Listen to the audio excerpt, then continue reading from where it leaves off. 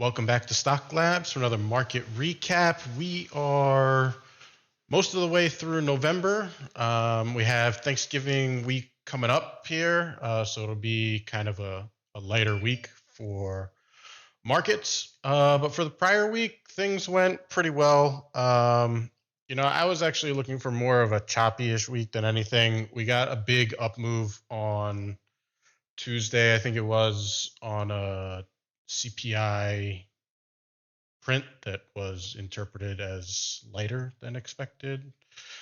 So that's where kind of all the performance for the week came from. IWM was up 5.5%, TLT up 2.25%.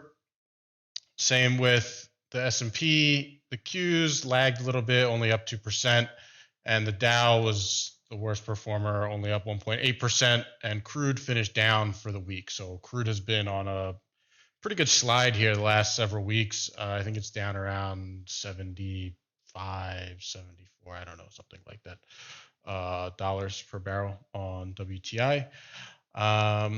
So yeah, I mean, good performance for the week. After that big jump on early in the week, everything kind of just traded sideways for the remaining time. I mean, there was not any real serious attempt to press much higher. So everything kind of went sideways, and market just kind of took the rest of the week off. But the performance came early. If you weren't in ahead of that time, you kind of didn't get anything out of the week. So yeah, I mean, it is what it is. If we look at our mega caps for the week, they did okay. Tesla was up 9%. Google was only up 2%. NVIDIA almost 2%.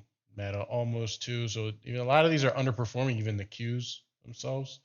But they were positive overall. Microsoft was down, and actually Microsoft over the weekend had a bunch of, it's tied to sort of the OpenAI news where the CEO got fired, and then Satya, apparently was calling OpenAI's board and reaming them out and getting Sam Altman back to OpenAI, which is ongoing. But anyway, Microsoft was flat to red for the week.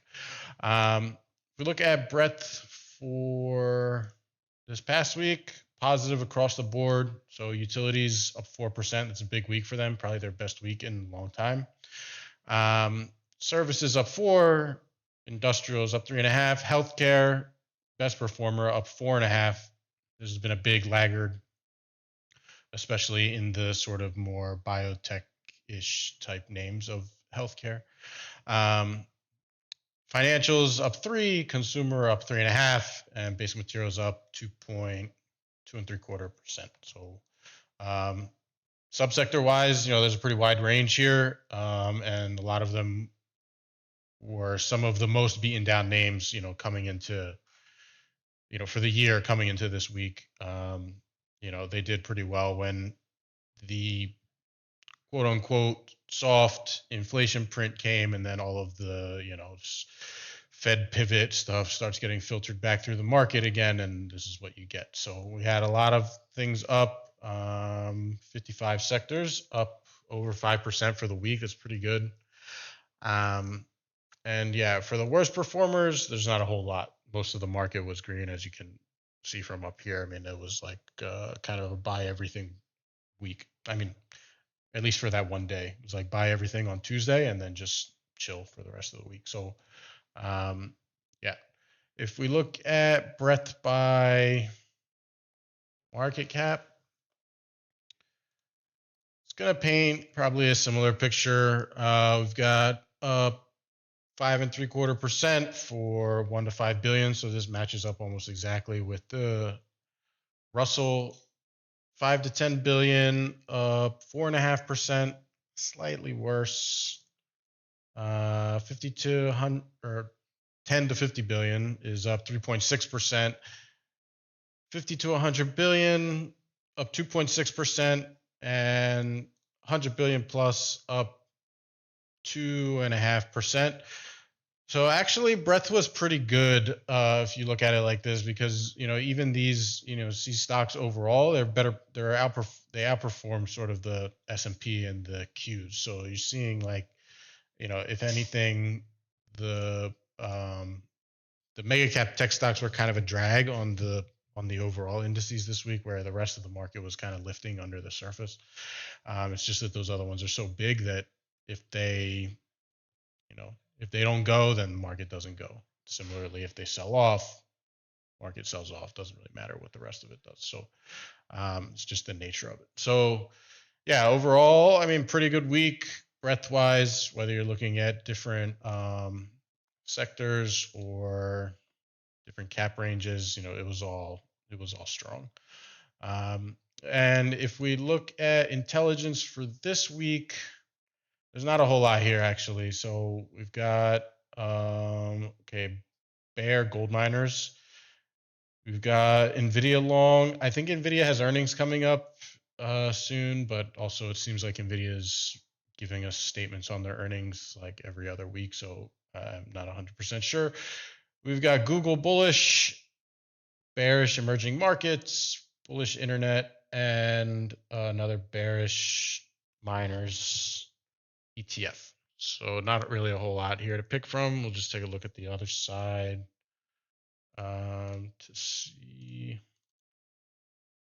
for weakness. Okay, VIX is bearish this week. I mean, that kind of fits. Holiday week tends to not be that exciting. And then we've got Bull Gold Miners is bearish. We've got some digital transformation thing is bearish. Biotech is bearish. Natty Gas is bearish. Bear Oil and Gas Explorers is bearish, so bullish sort of oil and gas explorers. And another one, short oil and gas, is bearish, so bullish oil and gas. I mean, I think overall, probably you're going to get what you'd expect out of this week. I think, markets, maybe it'll trade up and down a little bit on Monday, Tuesday or something, but I would expect by like Tuesday afternoon that like everyone's kind of shutting it down for the week.